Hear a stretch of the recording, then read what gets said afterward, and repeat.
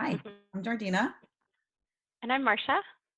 and we're here today. We were going to have a little conversation about how to bring soul into the remote workplace because we're all remote now, and we've broken some of that human connection that we get on a daily basis. So we kind of wanted to talk about what does that mean? Yeah. I want to hear a bit about you because we connected a couple of weeks ago and I was really moved by what you shared around souls at work. So can you say just a bit about it? Yeah, just a little bit about Souls at Work. So, Souls at Work is a movement to bring soul into the workplace. And whether that means, or it means two things, right? It means bring your individual soul into the workplace and also having soul as a workplace, as a collective. So, in the we, having soul at the company level, at the team level, whatever that means in the collective. And we look at Souls at Work in terms of three tenets. It's freedom, power, and connection are the three things that create the ability to bring soul into the workplace. So when I think about this coronavirus crisis that we're in right now, um, you know, connection really bumps to the top because we've lost the human connection in the workplace. So like, how do we bring soul in when we're all remote? Mm, yeah. So yeah, Marsha, what do you think some possibilities are to bring soul in when we're remote? Mm, mm. I, well, I, I think we need it for certain. I feel like I've had so many conversations over the last 2 weeks as everybody has made this huge transition from like working face to face to everybody. We sort of hit this global switch and we're all working remotely. Mm.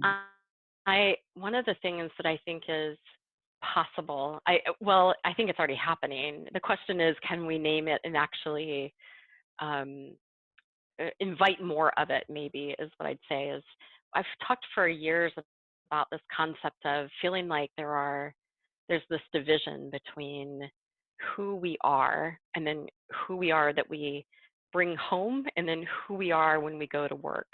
And for some, and this was true for me early on as well. I thought there was a work self and a home self, and the two had to stay. Like there was this clear dividing line between the two, and I had to be professional and wear a suit and just be a little bit different than maybe who I really was.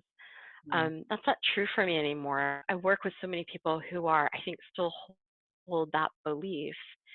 And I think one of the things that's very cool about this whole remote space is that you're able to get this glimpse into people's personal lives. So pets wander through the screen and significant others, walk around the background and kids and family and, so you can also like, you can see, what's behind you and there's a picture on the wall or there's some memorabilia. So I think what's happening is it's this opportunity to integrate the two, like they are not separate. And somebody was sharing with me last Monday, actually, she said, I feel like I'm getting to know my team way better than I ever knew them before because I know things that are personal about them. So I Mm. think what we know is that knowing personal things about people builds trust and greater connection, and from that trust comes more authenticity, more teamness, More soul. I more soul. Yeah, I love that. I mean, we've talked about bringing your whole self to work for so many years. yeah, Now we're forced to. I yeah. think you said I'm an expert. I used to say like brag about being an expert compartmentalizer. I can shut it off when Mm, I go to work. I shut mm. off my family when I go to work. I shut off my work when I go home. And a friend of mine looked at me and said, that's not good, right? Like this is not that's not the goal. So integrating and bringing your whole self to both places. Um, Yeah. we flipped a switch. So those Mm, anyone who didn't want to do that now is doing that. And yeah. I think that video of that person on CNN whose kid it resonated with everybody, Yeah. right? Because Yeah. that's being Yeah. human. I suspect that for some, though, it will create a tension Mm. around feeling some desire to want to create more privacy or not want to let people in or keep the camera shut off or things like that. And I Yeah. think you asked about the opportunity, but I think there's an opportunity just to embrace it, to make it bigger, to make it okay that your child wandered through your screen or your dog stuck his or her face up in your microphone. Yeah, I think that that's an opportunity for people to start to explore what's behind some of that. So it's the dog. Mm, I actually also heard someone say, I have to shut my camera off because it gets tiring for me to make sure that I look okay the whole time. Well, if I mm, that's tiring, wow, there's something to explore there. Like, why is that? Why do we have to look perfect all the time? yeah, And I'm in my pajamas half the time anyway. So yeah. It is like, how do we think we walk around the world? You know, I can't, not with a mirror. what's that? You don't see it. Right? I don't walk There's around this with a great mirror, like, feature in Zoom. Yeah, there's this great feature in Zoom that says hide self view, and I find that so helpful sometimes. Like, I think when it's one of the higher distractions in the virtual work is you feel like you're talking to a mirror. So, yeah. So we had mm, talked, Marsha, you and I, about the need for structure in a remote workplace yeah. and the polarity really of creating more structure and creating more space, Mm. right? So what does that look like? What do you think that looks like? Yeah, yeah. So I talk a lot about the concept of structural dynamics, and in that there's a couple of different ways of looking at operating systems for how we're working. And what I would say is I tend right now, like if I were in the room face to face with people, I would tend to put structure around like the purpose and why we were meeting, and a bit around timing. But outside of that, I can work without a lot of structure. So it goes from being closed system to more open system and more random system in the room. And like that took some time. I can go all the way back to when I first started facilitating early on, where I would create all kinds of closed system structure, like take out a sticky, write it on a thing, put it on a board, and it had a very mechanical feel to it. So I would even say now, I do think that working remotely requires more structure. And as I've been having conversations these last 2 weeks, even you and I were talking about this earlier, like I think there might be an edge there for me, for all of us collectively, that um, this this belief or notion that remote space actually needs more structure.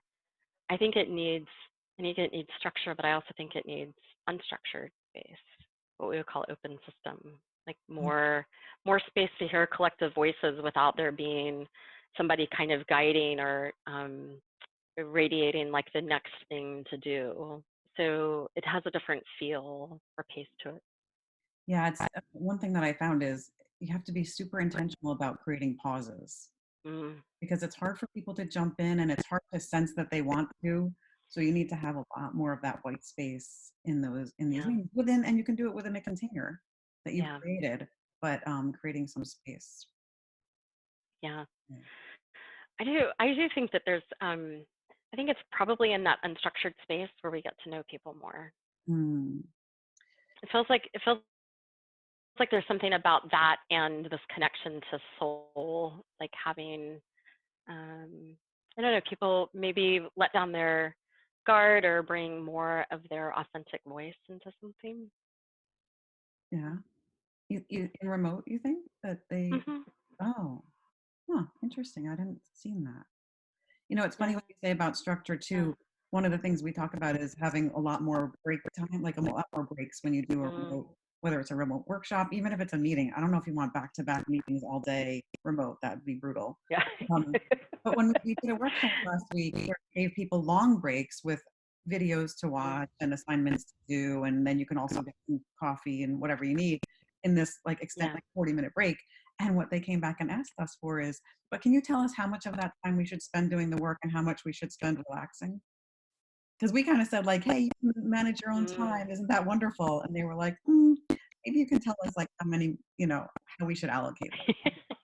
Because so putting a little structure, like so they had the freedom and Yeah. a bit of structure. Yeah. It's fascinating.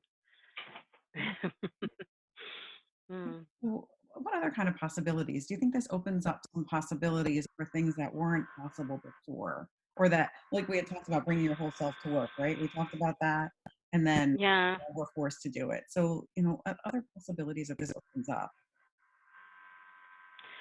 I I hope that it fosters greater connection. Like, I hope that I think sometimes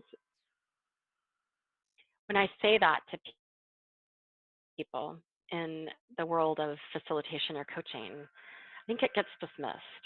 It's like yeah, right. So I get connection, but we can skip that part today. Let's just get to the things that we need to do. And what I find interesting is that I think the conversation that's starting to emerge over the last couple of weeks is people are all of a sudden connection and connecting with people seems to be more important than maybe it has been in the past. So it's Yeah. almost like taking something away. You don't quite miss it until it's gone. And then you go, oh, well, hold on a second.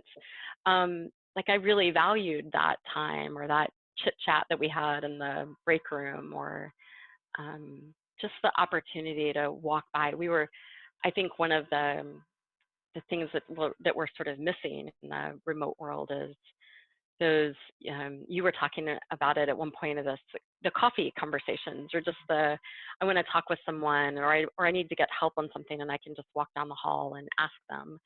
Or one of the things I've heard a bit from leaders is I need to have a conversation with someone and it feels a bit difficult. And so I'm not sure how to, like, do I schedule that? Do I have to like put a meeting on someone's calendar? I can't, it's not for email and I don't want to get anybody, anxious about it, but I want to talk to them and not email them. So how do I do that? So I Yeah. think it's about like, again, and it feels like we're back to that structure, unstructured space, but structure creating space for more unstructured conversations. I Yeah. don't know. I hope we find Yeah. connection more valuable. The spontaneity too.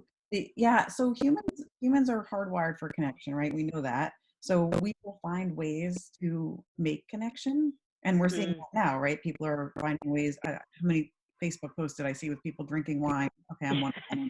Um, but with friends, just to connect online. But Yeah. the thing is, we will naturally go and find connection. So the question is then, how can we intentionally weave it in without having Mm. people to have to go around the process to find it, right? To Yeah. force it. Yeah. So yeah, I love the idea of making space and virtual coffee breaks, because stuff comes up that's Yeah. spontaneous. When we walk to go get coffee, Mm. I don't have that opportunity when we're only online following an agenda, very structured Yeah. content. Yeah. So I've seen people do online coffee breaks now. So that's totally awesome. Yeah.